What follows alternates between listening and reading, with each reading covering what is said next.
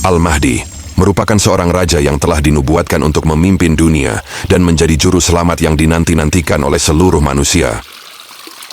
Dalam hadis Rasulullah Shallallahu Alaihi Wasallam, beliau juga digambarkan sebagai Isa Al-Masih yang akan turun ke bumi. Sebagaimana disebutkan dalam sebuah hadis yang diriwayatkan oleh Imam Ahmad dari Abu Hurairah, Rasulullah Shallallahu Alaihi Wasallam bersabda, "Sesungguhnya dia akan turun. Jika kalian melihatnya, maka kenalilah."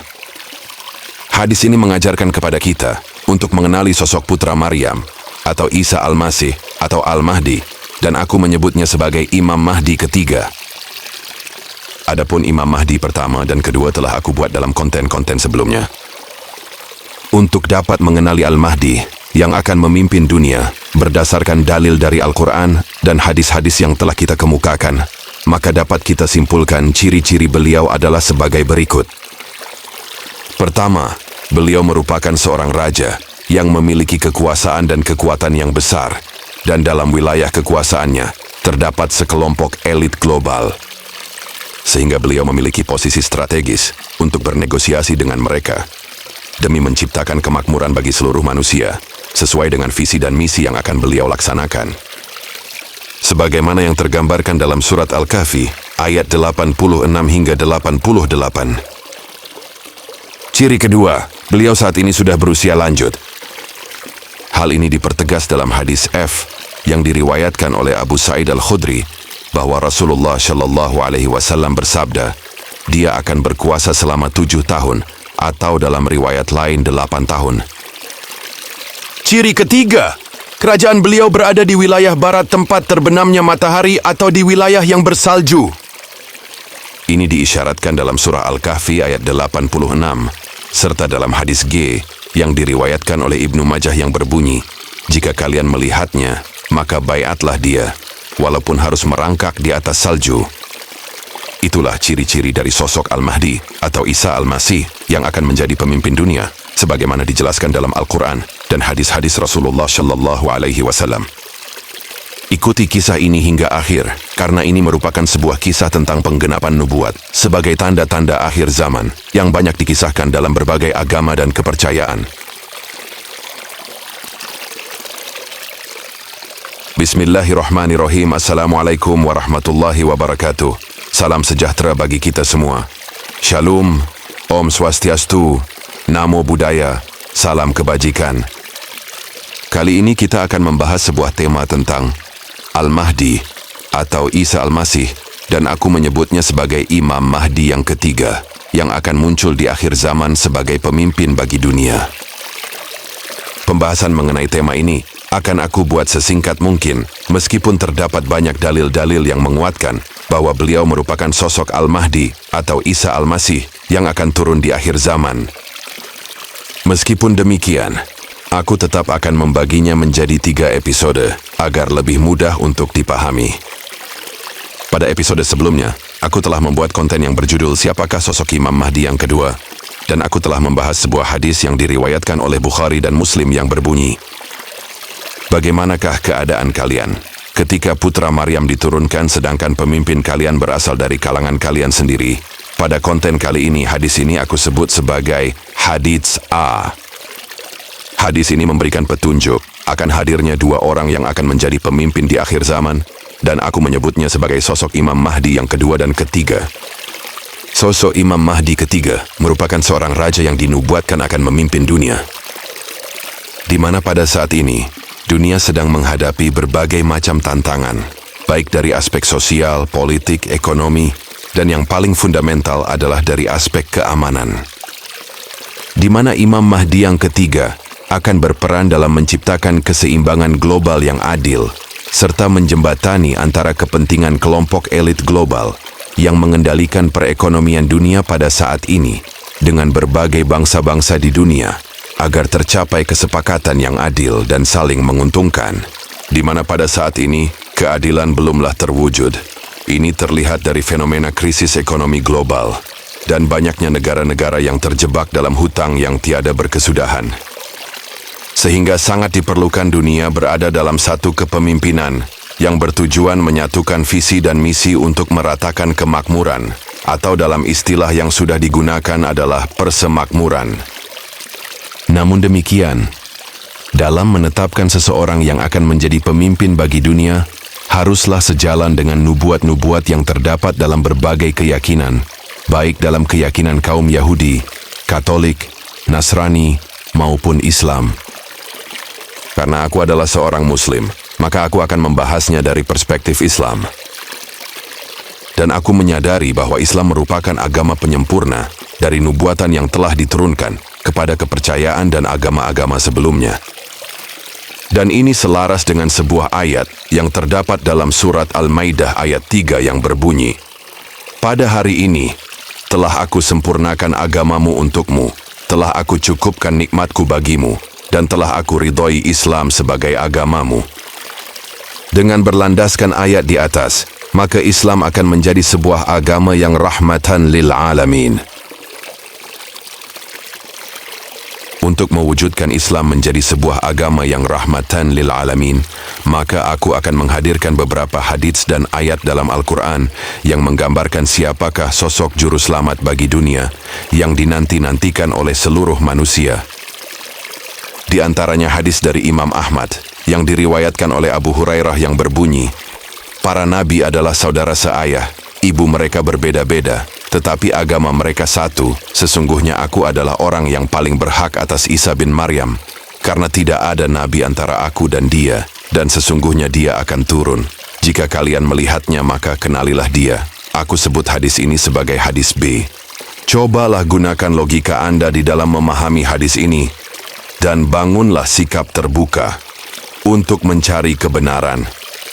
Bukan sekedar untuk membenarkan apa yang sudah Anda yakini selama ini.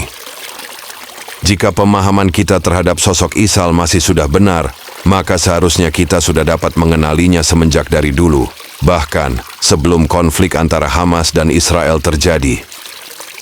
Ini bukan berarti untuk menyalahkan, karena konflik antara kaum muslimin dan Yahudi sebenarnya telah dinubuatkan dalam berbagai keyakinan agama dan kepercayaan.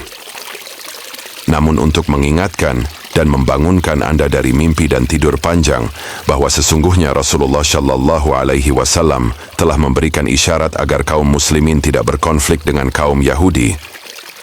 Sebagaimana terdapat dalam hadis yang diriwayatkan oleh Ibnu Majah, dari Anas disebutkan bahwa Rasulullah Shallallahu Alaihi Wasallam pernah menggadaikan baju besinya kepada seorang Yahudi di Madinah hanya karena untuk mendapatkan gandum sebagai bahan makanan bagi keluarganya.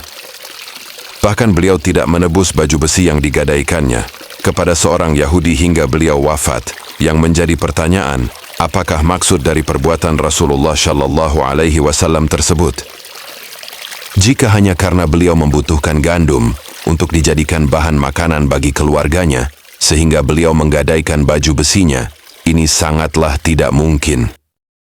Karena beliau merupakan seorang nabi dan rasul, sekaligus seorang khalifah, sehingga tidak mungkin kesulitan mendapatkan gandum untuk dijadikan makanan bagi keluarganya.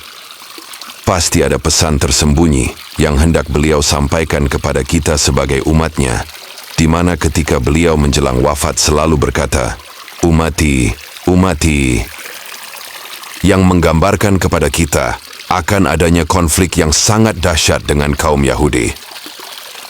Jika kita memahami pesan tersebut, maka konflik yang terjadi di Gaza tidak seharusnya terjadi.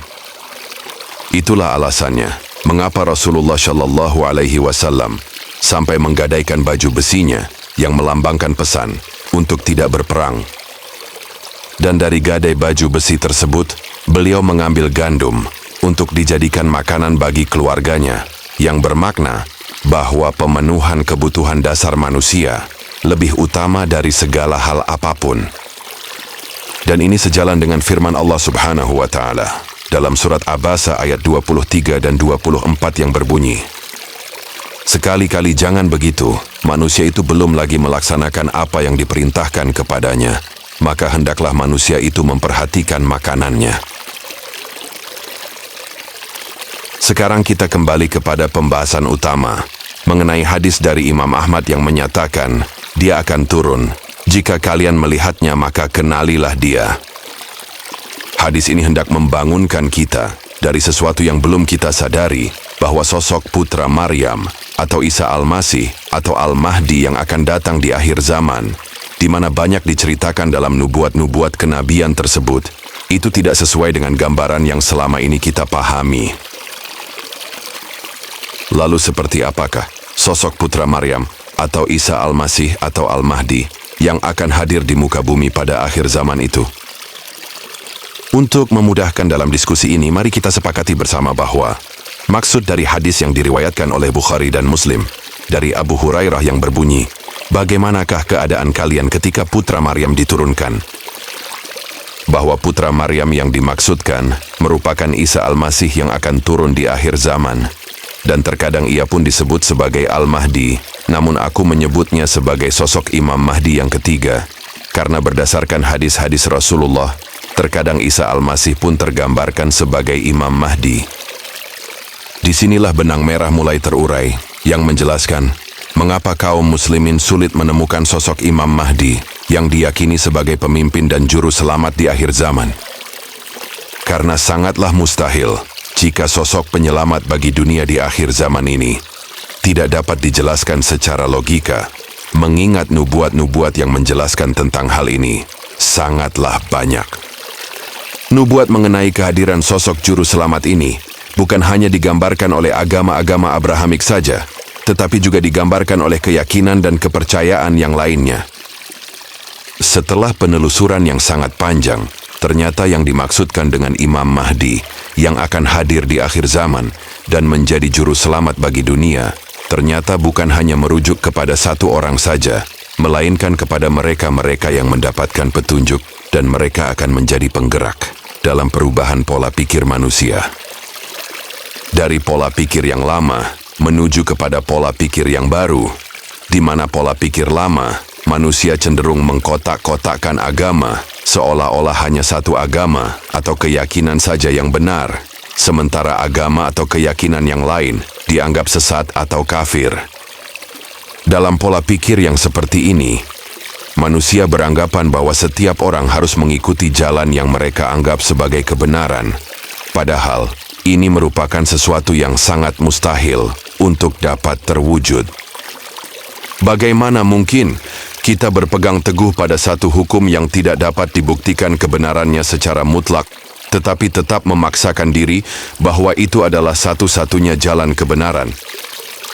Dalil yang menunjukkan bahwa kebenaran agama itu tidak dapat dibuktikan secara mutlak dapat ditemukan dalam surat Al-Kahfi ayat 109 yang berbunyi, "Katakanlah, kalau sekiranya lautan menjadi tinta untuk menulis kalimat-kalimat Tuhanku, sungguh habislah lautan itu sebelum habis ditulis kalimat-kalimat tersebut, meskipun kami datangkan tambahan sebanyak itu pula."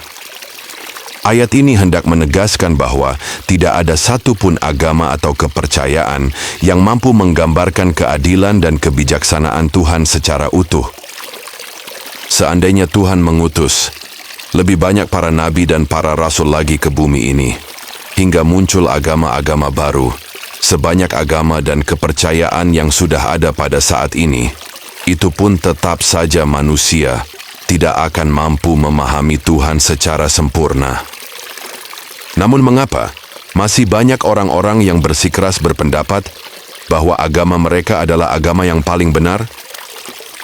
Ini menunjukkan bahwa masih banyak manusia-manusia yang belum mencapai kesadaran universal, yaitu suatu pemahaman yang sangat realistis untuk dapat terwujudnya dunia yang penuh dengan keamanan dan kedamaian seperti yang diharapkan oleh seluruh manusia. Ada satu ungkapan yang sangat indah yang dikemukakan oleh kaum tasawuf yang mengatakan, "Kenalilah dirimu, maka kamu akan mengenal Tuhan."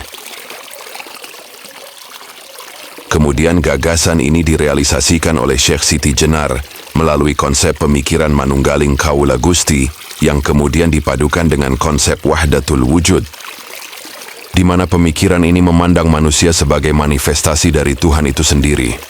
Sebagaimana dalam keyakinan kaum Yahudi, Katolik, dan Nasrani yang meyakini bahwa Tuhan dapat diwujudkan dalam bentuk manusia, serta dapat diajak berbicara dan berdiskusi untuk memecahkan setiap permasalahan yang dihadapi oleh manusia. Sekarang mari kita hadirkan kembali hadis yang memperkuat bahwa Al-Mahdi merupakan sosok juru selamat bagi dunia. Hadis tersebut diriwayatkan oleh Muslim dan Ahmad yang berbunyi, pada akhir zaman akan muncul seorang khalifah yang berasal dari umatku. Ia akan melimpahkan harta kekayaannya dengan berlimpah-limpah dan tidak akan menghitung-hitungnya. Hadis ini aku sebut sebagai hadis C. Hadis ini memberikan petunjuk bahwa khalifah yang dimaksudkan adalah Isa Al-Masih atau Al-Mahdi. Mengapa demikian?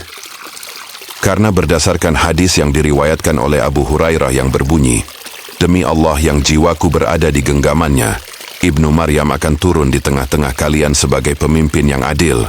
Pemimpin yang adil yang dimaksudkan dalam hadis ini merupakan seorang khalifah.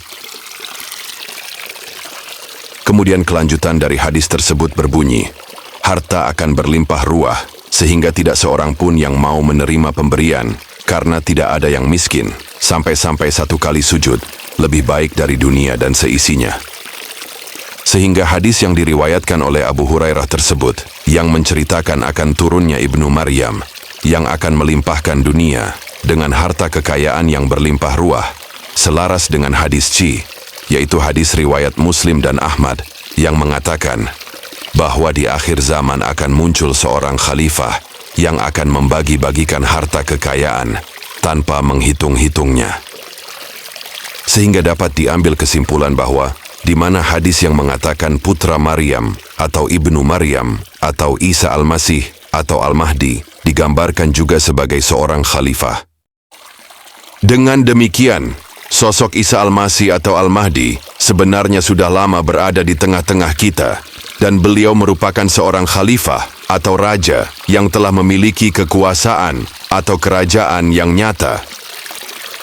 Hal ini sangatlah masuk akal, karena seseorang yang akan menjadi juru selamat bagi dunia, yang digambarkan sebagai pemimpin yang adil, mampu menghentikan peperangan, serta dapat menciptakan kemakmuran, tentu haruslah sudah memiliki kekuatan atau kerajaan dengan sistem ekonomi yang dapat direalisasikan. Apakah pendapat ini dapat diterima oleh logika? Sekarang kita hadirkan sebuah hadis yang menggambarkan pertemuan antara Isa Al-Masih dengan Imam Mahdi yang menjadi pemimpin bagi kaum muslimin. Harapan yang diinginkan dari terungkapnya hikmah yang terdapat pada hadis ini adalah untuk semakin menguatkan pendapatku bahwa putra Maryam atau Isa Al-Masih atau Al-Mahdi yang tergambarkan sebagai seorang khalifah yang akan membagi-bagikan harta kekayaannya tanpa menghitung-hitung merupakan satu sosok yang sama. Hadis tersebut diriwayatkan oleh Muslim dari Jabir bin Abdillah yang berbunyi, sungguh akan tetap ada segolongan dari umatku yang berperang membela kebenaran hingga hari kiamat. Lalu Isa putra Maryam turun, dan pemimpin mereka Al-Mahdi berkata kepadanya, silakan engkau maju menjadi imam kami dalam salat. Tetapi ia Isa menjawab, tidak. Sesungguhnya, sebagian kalian adalah pemimpin bagi sebagian yang lain, sebagai bentuk kemuliaan dari Allah untuk umat ini. Hadis ini aku sebut sebagai hadis D. Hadis ini menguatkan pendapatku akan hadirnya 2 orang pemimpin di akhir zaman. Hadis tersebut terdapat dalam hadis A yang diriwayatkan oleh Bukhari dan Muslim dari Abu Hurairah yang berbunyi, bagaimanakah keadaan kalian ketika putra Maryam diturunkan? Menurut pandangan umum kaum muslimin, Isa Al-Masih atau Al-Mahdi atau putra Maryam, beliau merupakan seorang muslim dan melaksanakan salat di belakang Imam Mahdi yang menjadi pemimpin bagi kaum muslimin, sebagaimana tergambarkan dalam hadis D yang diriwayatkan oleh Muslim dari Jabir bin Abdullah. Aku tidak menolak atau menyalahkan pendapat tersebut, karena kita bebas menafsirkan makna yang terkandung di dalamnya sebagai bentuk kebebasan intelektual yang patut untuk dihargai dan dihormati. Namun, izinkan aku untuk mengungkapkan pandanganku, bukan untuk menentang para ulama, akan tetapi untuk menjadi bahan pertimbangan dan perenungan agar Islam menjadi agama yang rahmatan lil alamin, sebagaimana yang difahami oleh Rasulullah Shallallahu Alaihi Wasallam. Di mana pada saat ini, baik kaum Yahudi, Katolik, Nasrani, maupun kaum Muslimin, masing-masing mengklaim bahwa sosok juru selamat bagi dunia yang akan membawa kedamaian dan ketentraman adalah berasal dari kelompoknya masing-masing. Jika kita tetap berpegang pada klaim pendapat seperti ini, kita akan terjebak dalam sebuah pemikiran yang mustahil dapat terwujud. Sebab jika juru selamat hadir dari kelompok masing-masing agama, maka yang akan terjadi bukanlah perdamaian dan kemakmuran, melainkan konflik yang tanpa akhir yang hanya akan membawa penderitaan bagi kita dan juga bagi generasi yang akan datang. Apakah Allah menciptakan manusia hanya untuk membuat kerusakan dan saling menumpahkan darah saja, seperti yang dipertanyakan oleh para malaikat kepada Allah yang terdapat dalam surat Al-Baqarah ayat 30? Uniknya, Allah hanya menjawab, "Sesungguhnya aku mengetahui apa yang kalian tidak ketahui." Aku akan jelaskan tafsir dari perkataan Allah yang mengatakan, "Sesungguhnya aku mengetahui apa yang tidak kalian ketahui." Jika Anda telah siap untuk mendengarkannya, karena keterangan yang akan aku sampaikan akan mengguncang jiwa-jiwa manusia yang penuh kesombongan dan keangkuhan. Jika tafsir yang aku sampaikan tidaklah realistis, aku bersedia dipisahkan antara kepala dan tubuhku sebagai bentuk penegasan bahwa apa yang aku sampaikan bukanlah atas kehendak diriku sendiri, melainkan adanya satu kekuatan yang memerintahkan diriku untuk menyampaikan berita yang aku fahami, agar manusia tidak terus-menerus terjebak dalam kerusakan dan kegelapan pola pikir yang hanya akan menghancurkan diri mereka sendiri. Mungkin Anda akan bertanya-tanya, apakah standar kebenaran menafsirkan dari firman Allah, "Sungguh aku mengetahui apa yang tidak kamu ketahui." Sebagaimana yang terdapat dalam surat Al-Baqarah ayat 30, ketika Allah menjawab pertanyaan para malaikat tentang alasan mengapa menciptakan manusia. Aku menyadari bahwa secara hakiki tidak ada seorang pun yang mampu menafsirkan firman Allah secara sempurna, namun ada satu kaidah yang dapat dijadikan pegangan dalam memahami sebagian kecil makna tafsir tersebut, yaitu bahwa hujah-hujah yang dikemukakan tidak bertentangan dengan logika. Semua orang akan sependapat dengan argumentasi yang masuk akal, sebagaimana semua orang sepakat bahwa gula itu manis dan garam gitu asin. Namun demikian, tafsir yang benar tidak hanya harus sesuai dengan logika, tetapi juga harus memiliki keterkaitan dengan Al-Quran dan hadis-hadis Rasulullah Shallallahu Alaihi Wasallam yang menguatkan argumentasi tersebut. Salah satu contohnya adalah keterkaitan tafsir ini dengan hadis yang diriwayatkan oleh Imam Bukhari dari Anas bin Malik yang berbunyi, "Tidak ada satupun negeri yang tidak dimasuki oleh Dajjal, kecuali Mekkah dan Madinah. Tidak ada satu pintu masuk pun dari gerbang-gerbangnya, kecuali dijaga oleh para malaikat yang berbaris. Kemudian Madinah akan diguncang sebanyak 3 kali, sehingga Allah mengeluarkan orang-orang munafik dan orang-orang kafir dari sana." Salah satu bentuk kebenaran dari tafsir firman Allah yang mengatakan, "Sungguh aku mengetahui apa yang tidak kamu ketahui" adalah bahwa tafsir tersebut mampu menjelaskan siapakah yang dimaksud dalam hadis Rasulullah Shallallahu Alaihi Wasallam bahwa Allah akan mengeluarkan orang-orang munafik dan kafir dari Madinah setelah kota itu diguncang sebanyak 3 kali. Tafsir ini juga selaras dengan firman Allah dalam surat Al-Baqarah ayat 33 yang berbunyi, "Bukankah telah aku katakan kepadamu bahwa aku mengetahui rahasia langit dan bumi, dan aku mengetahui apa yang kamu nyatakan dan apa yang kamu sembunyikan." Uraian di atas adalah sebagai pengantar, di mana aku akan menyampaikan salah satu makna dari ucapan Allah yang terdapat dalam surat Al-Baqarah ayat 33, yaitu yang mengatakan bahwa aku mengetahui rahasia langit dan bumi. Salah satu dari rahasia tersebut adalah sebuah hikmah yang terdapat dalam hadis D yang diriwayatkan oleh Muslim dari Jabir bin Abdullah, di mana hadis tersebut menceritakan pertemuan antara Isa Al-Masih dengan Imam Mahdi. Dalam peristiwa pertemuan tersebut, Imam Mahdi mempersilahkan Isa Al-Masih menjadi imam di dalam salat, namun beliau menolak dengan mengucapkan jawaban, "Tidak." Menariknya, dalam hadis tersebut tidak disebutkan bahwa Isa Al-Masih kemudian melakukan salat di belakang Imam Mahdi, tetapi beliau berkata, "Sesungguhnya sebagian kalian adalah pemimpin bagi sebagian yang lain." Hikmah dari ucapan Isa Al-Masih ini adalah suatu pernyataan bahwa beliau bukanlah seorang muslim, sehingga tidak mungkin akan menjadi imam di dalam salat. Oleh karena itu, beliau mempersilahkan Imam Mahdi untuk menjadi pemimpin di dalam salat, karena beliau merupakan pemimpin bagi kaum muslimin. Itulah makna dari ucapan beliau yang mengatakan, sesungguhnya sebagian kalian adalah pemimpin bagi sebagian yang lain.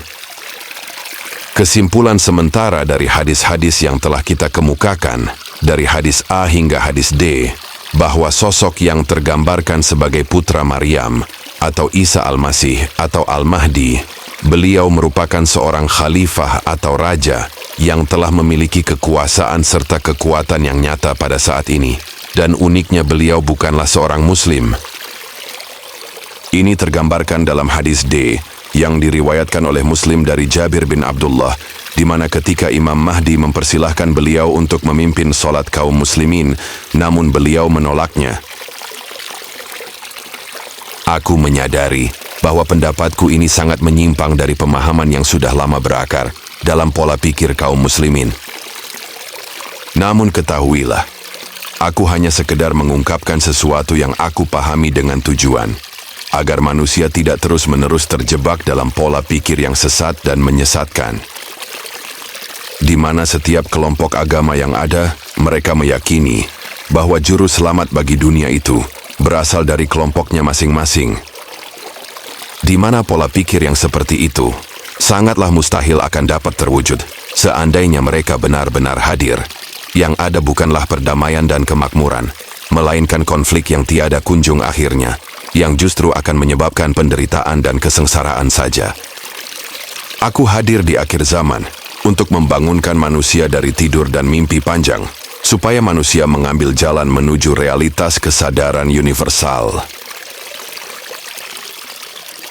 Namun jikalau Anda berpendapat bahwa akulah yang memiliki pola pikir yang sesat dan menyesatkan, aku menantang siapa saja yang ingin membela Islam agar tetap berada dalam kemurniannya, karena Anda merasa telah memahami tafsir Al-Quran dan menghafal jutaan hadits Rasulullah Shallallahu Alaihi Wasallam, untuk berdebat denganku di dalam menafsirkan firman Allah dalam surat Al-Baqarah ayat 30 yang berbunyi, "Sungguh aku mengetahui apa yang tidak kalian ketahui." Firman ini merupakan jawaban ketika para malaikat bertanya, mengapa Allah hendak menciptakan manusia di atas muka bumi? Agar perdebatan ini terarah, kita akan memfokuskan tafsir firman Allah tersebut dengan menjelaskan sebuah hadis yang diriwayatkan oleh Imam Bukhari dari Anas bin Malik yang berbunyi, "Tidak ada satu negeri pun yang tidak akan dimasuki Dajjal kecuali Makkah dan Madinah. Tidak ada satu pintu masuk pun dari pintu-pintu gerbangnya kecuali ada para malaikat yang berbaris menjaganya. Kemudian Madinah akan berguncang sebanyak 3 kali, sehingga Allah mengeluarkan orang-orang munafik dan kafir dari sana." Tafsir dari firman Allah yang mengatakan, "Sungguh aku mengetahui apa yang tidak kalian ketahui," harus mampu menjawab beberapa pertanyaan mendasar dalam hadis di atas. Pertanyaan mendasar dari hadis di atas adalah, pertama, siapakah manusia yang disebut sebagai orang-orang munafik dan orang-orang kafir yang akan dikeluarkan dari kota Madinah? Kedua, mengapa hadis ini menggabungkan 2 berita, yaitu tentang keluarnya orang-orang kafir dan munafik dari kota Madinah, serta fakta bahwa Dajjal tidak dapat memasuki Mekah dan Madinah? Ketiga, mengapa hanya kota Madinah saja yang berguncang sebanyak 3 kali, itu tidak terjadi pada kota Makkah, serta tidak ada keterangan tentang keluarnya orang-orang munafik dan kafir dari sana? Keempat, apakah korelasinya antara orang-orang kafir yang dikeluarkan dari kota Madinah dengan Dajjal yang tidak dapat masuk ke kota suci tersebut? Dan yang kelima, seperti apakah guncangan yang dirasakan oleh kota Madinah sehingga menyebabkan keluarnya orang-orang munafik dan kafir dari sana?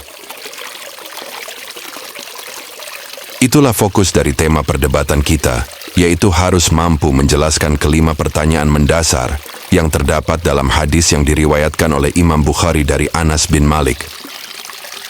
Untuk memastikan perdebatan ini berlangsung adil dan objektif, Maka angkatlah 9 orang yang akan menjadi juri, dan mereka harus berasal dari berbagai agama dan kepercayaan.